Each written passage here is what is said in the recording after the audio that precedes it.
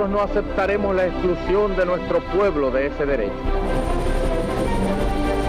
Mr. Gorbachev, tear down this wall.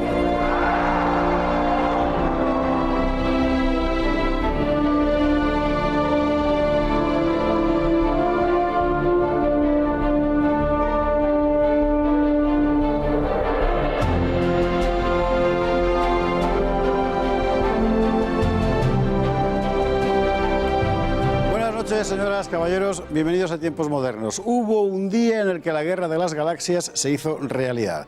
Así se llamó a la iniciativa de defensa estratégica de Ronald Reagan, presidente de los Estados Unidos. Y aquello fue crucial, porque dobló el brazo de la Unión Soviética y puso fin efectivo a la Guerra Fría, al gran enfrentamiento entre el bloque occidental capitalista y el bloque oriental comunista después de la Segunda Guerra Mundial. Ronald Reagan fue el hombre, un presidente decisivo, muy vapuleado por la izquierda, lo cual no siempre es, ¿cómo decir?, una mala tarjeta de presentación. ¿Quién fue Ronald Reagan? ¿Qué hizo? Esto. Uno de los personajes más decisivos del siglo XX. Eso fue el presidente norteamericano Ronald Reagan. ¿Por qué? Porque con él acabó realmente la Guerra Fría, dio el empujón definitivo que hundió al bloque soviético y después de él los Estados Unidos eran la indiscutible potencia hegemónica mundial. Para bien o para mal, ese fue su formidable legado. Reagan, nacido en 1911, actor que dejó la pantalla para dedicarse a las relaciones públicas y después a la política, estrella del Partido Republicano, fue gobernador de California entre 1967 y 1975 y presidente entre 1981 y 1989. Reagan fue el presidente más anciano que habían conocido hasta entonces los Estados Unidos. Llegó al poder con 70 años. A los pocos días de asumir la presidencia, fue objeto de un atentado que se atribuyó a un demente del entorno del expresidente George Bush I. Sea como fuere, su mandato iba a resultar decisivo. Para empezar, se convirtió en icono de una revolución liberal que vino a poner fin a la hegemonía socialdemócrata de los años anteriores. Las políticas socialdemócratas, con su estructura de bienestar basada en el gasto público, habían conducido a un callejón sin salida desde el punto de vista económico. Reagan, antiestatista convencido, impulsó políticas de impuestos bajos y regulación mínima que enseguida tuvieron éxito. Todo ello envuelto en un patriotismo sincero, una adhesión expresa a los valores tradicionales, la familia, religión, propiedad, etc., y un estilo de optimismo vital que se contagió a otras formaciones políticas de derecha en todo el mundo. En su tiempo se habló de revolución conservadora y en buena medida lo fue. En política internacional, Reagan fue el presidente del pulso final con la Unión Soviética. A principios de los años 80, la Unión Soviética era todavía un gigante con misiles nucleares en los dientes. Sin embargo, era un gigante con pies de barro y la guerra de Afganistán lo demostraba todos los días. Reagan reunió al Estado Mayor norteamericano, preguntó en qué partida militar superaban a la URSS y al Pacto de Varsovia y tras recibir respuestas negativas en cada una de estas, les dijo: hay algo en lo que somos claramente superiores a ellos, en dinero. De este modo, lideró unas ingentes inversiones en defensa, en una tecnología que se llamaría Guerra de las Galaxias y que obligó al otro lado del muro de Berlín a hacer un sobreesfuerzo presupuestario que aceleró la quiebra de las economías socialistas y con ella la caída del propio muro y de los sistemas totalitarios en Europa. Después de Reagan, el mundo fue otro. El mundo fue otro, efectivamente. Juan Fluger, buenas noches. Buenas noches. La Guerra de las Galaxias. Básicamente aquello consistía en preparar satélites para derribar misiles intercontinentales. Sí, pero tenía una doble componente.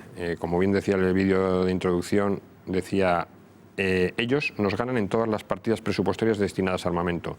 Si nosotros tenemos más dinero que ellos, ¿por qué no les obligamos a un esfuerzo económico tan superior a sus posibilidades, que haga que se arruinen si quieren seguir compitiendo? Y luego ya les decimos que vamos a reducir armamento, pero nosotros ya lo tenemos. Entonces, ¿qué hace?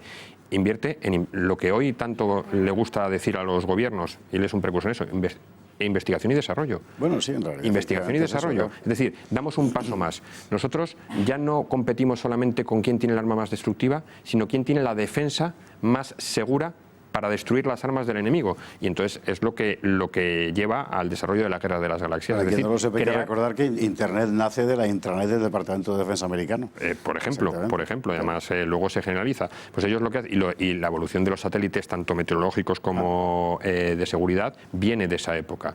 Lo que hace es crear un arma que se le llama la Guerra de las Galaxias porque, claro, coincide con el desarrollo de las primeras películas de la trilogía de Star Wars y invierte cantidades ingentes a las que la Unión Soviética, en plena crisis, no puede llegar. No podía llegar. Un día hablaremos, por cierto, del hundimiento del sistema soviético, del colapso del sistema soviético, pero hoy toca hablar de Reagan, que es el protagonista. Él llega a la presidencia en el año 81, según llega le pegan un tiro. Por cierto, llega después de la gigantesca vergüenza que ha sufrido Estados Unidos en Irán. Exactamente, con la embajada de Estados Unidos ocupada por los seguidores de Khomeini, con casi un centenar si no recuerdo mal, un centenar de rehenes, una crisis muy mal gestionada por Jimmy Carter, que se soluciona gracias a que ya todavía estando sin haber tomado posesión del cargo, porque se soluciona 6 horas después de que él llegue al cargo, pero él ya ha dicho que piensa ceder a 2 de las exigencias de los secuestradores, pero que no iba a ceder a la liberación de los créditos que tenía asignado Persia cuando el Shah era el jefe de Estado en ese país. La cosa es que, en términos generales, él llega a la presidencia en un contexto general de, ¿cómo decir?, hundimiento moral de los Estados Unidos, porque da la impresión de que no funciona nada, tampoco en la economía del país. Ha crecido un aparato muy, para un europeo es complicado entenderlo, pero un aparato estatal para lo que son los baremos norteamericanos muy amplio, con la economía creciendo lenta, creciendo mal, y además con una imagen exterior cada vez más de debilidad. Hay muchos símiles entre la llegada a la presidencia de Estados Unidos de Ronald Reagan y la de Donald Trump. El presidente que sale, Jimmy Carter, es, como lo calificaban en su momento, no es una cuestión que nosotros acuñemos aquí, un progre de libro. Más Estado, más impuestos, contracción de la economía, aumento del paro, que es un poquito lo que ha sido la gestión de Obama. Entonces, Ronald Reagan, además, tiene una frase que le define. Ronald Reagan era el presidente de las frases. Tenía frases que además son reales porque son de discursos suyos. En la campaña contra Jimmy Carter dice que una crisis es cuando el vecino pierde el trabajo. La recesión cuando yo pierdo el trabajo, y la salida y la solución al problema es cuando Jimmy Carter pierde el trabajo, ¿no? Es decir, tenía ese don de gentes que le permitía en muy poquito dejar claro cuál era su posicionamiento. Es decir, este señor ha hecho esta política económica que ha arruinado a los americanos, que nos ha dejado con una economía debilitada. ¿Qué vamos a hacer nosotros? Incentivar la economía, incentivar la producción, crear puestos de trabajo. ¿Cómo vamos a hacer esto? Pues lo primero que hace, y además lo avisó en su campaña electoral, vamos a hacer una recesión controlada. Vamos a hacer que las empresas se tengan que fortalecer a base de reducirse y empezar a crecer desde su punto de no crecimiento ficticio, es decir, desde su punto de viabilidad. Su primer año se pierden 600.000 puestos de trabajo en Estados Unidos. Le hace bajar los índices de popularidad a niveles extremos. Y a la vez que hace eso, va desmontando todo el aparato estatal que había montado Jimmy Carter. Reduce la administración pública, reduce el funcionariado. Su segundo año de mandato es de crecimiento brutal y a la vez acota los sindicatos, y eso que él había sido sindicalista de joven. Sí, bueno, tiene un follón con los controladores aéreos, por ejemplo, formidable. 12.000 despidos, de 13.000 controladores aéreos, 12.000. Le obliga a cerrar 56 torres de control en Estados Unidos, que se dice pronto. Y aguanta el pulso.